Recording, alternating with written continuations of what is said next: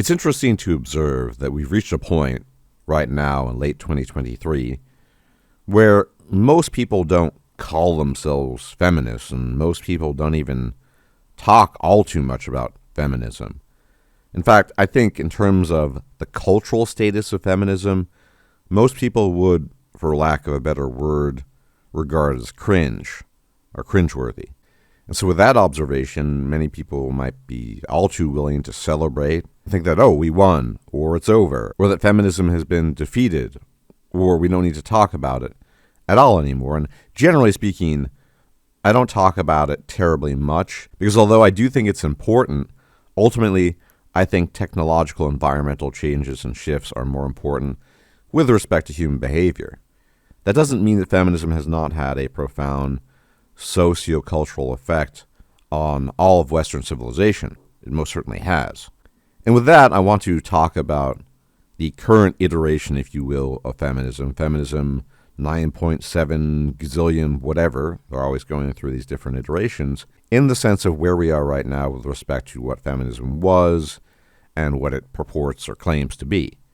Now, normally, when people talk about feminism, they will talk about, oh, I believe in equality between the sexes. Feminism is about equality between the sexes. But when you dig more deeply and decide to use your brain a little bit, you realize that equality between the sexes really just means men have stuff and things that I want that I seemingly don't have.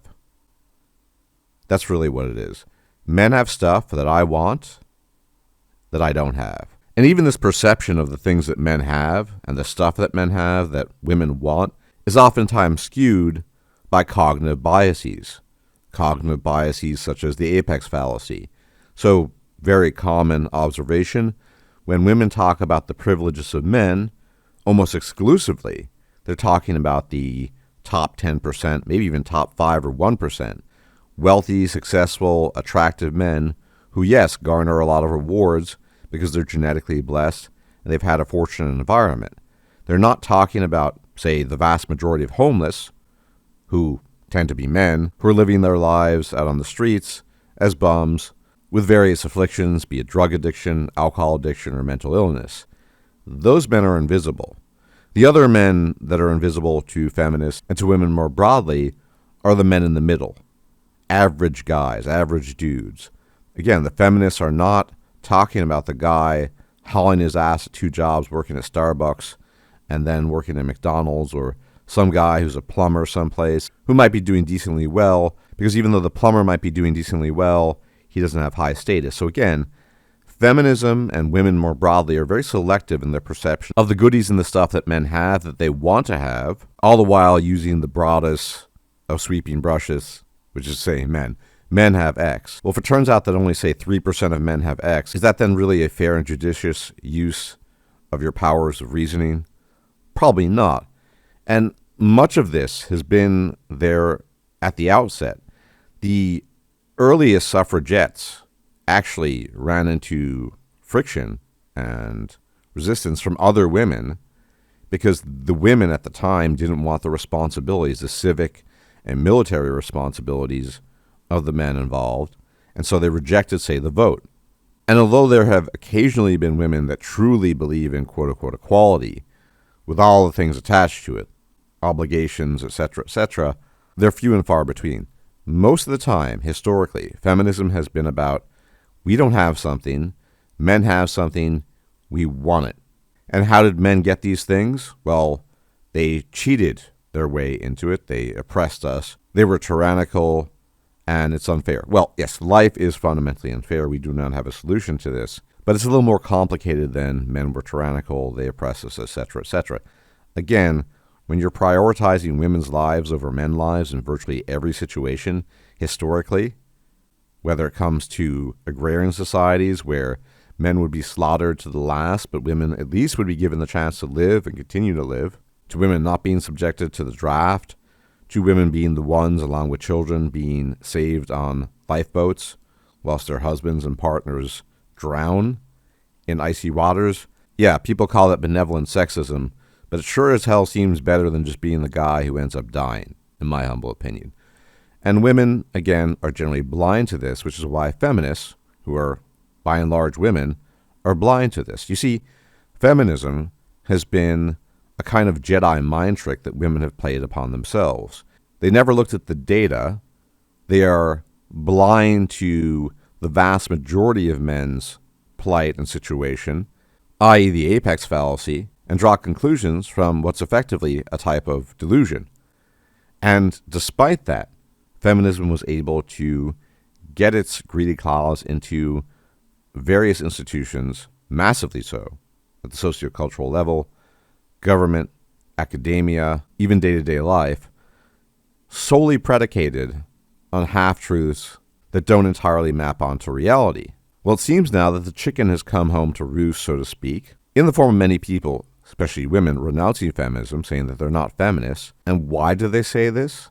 This has nothing to do with the revelation of data or, oh, the pay gap actually makes sense because men work different jobs, harder jobs, put in more hours per week. No, it has to do with women coming to the conclusion that feminism has been a raw deal for them. So whatever angle we look at feminism from, it is invariably a gynocentric one. One of the most famous examples of this is this woman, Louise Perry, who wrote this book called The Case Against the Sexual Revolution, A New Guide to Sex in the 21st Century. And a lot of the book is railing against feminism and the sexual revolution, which coincides with that to a great extent. But it's entirely from a gynocentric perspective and how women have lost out on these things. And so, inasmuch as people have rejected feminism, and by people I usually mean women, is it a rejection because things were predicated upon false realities and false perceptions? Or is it a rejection because they feel that they've been shortchanged because they've gotten a raw deal? I think it's very much the latter as opposed to the former. This is and always will be the problem until we fundamentally change ourselves in terms of cyborgs or something else. We are the byproducts, as I've said so many times for over a decade, of an incredibly long evolutionary trail that haunts us to this day. We are animals. We have not escaped our animal nature. We are very specific and peculiar animals, I must say that, but we are still animals. And that evolutionary trail haunts us to this day in the modern setting, despite what people will claim that culture and society have somehow deleted that evolutionary past, have somehow made us overcome that evolutionary baggage. No, that's manifestly not the case. We know this, we can observe it, if you just open your eyes and use your brain. But so many people steadfastly refuse to do that. And because we favor women's lives over men's lives, and it makes sense, right? Sperm are cheap, eggs are expensive. That's the very, very simple equation. You don't need to be a rocket scientist to understand it. Anything that affects women negatively eventually will fall into disrepute, which is why feminism, in many circles these days, has fallen into a state of disrepute. And yes, of course, there are different iterations, blah, blah, blah, but there are plenty of women that have woken up to the reality of feminism. Usually this waking up is a form of tradconism or something like that. Oh, we got a raw deal. Oh, they screwed us over. Oh my God, feminism is bad. Me. Remember me syndrome? That's what feminism started off as. Men have goodies that I don't have. They have stuff that I don't have. I want it. Give it to me. Give me the stuff. Now it's, maybe men have certain things that I want, but if I try to get them, I have to give up way too much, and I've kind of been screwed over by this ideology, so let's campaign against it. Let's say it's not as good as we thought it would be. Anti-feminism, not a feminist, blah, blah, blah.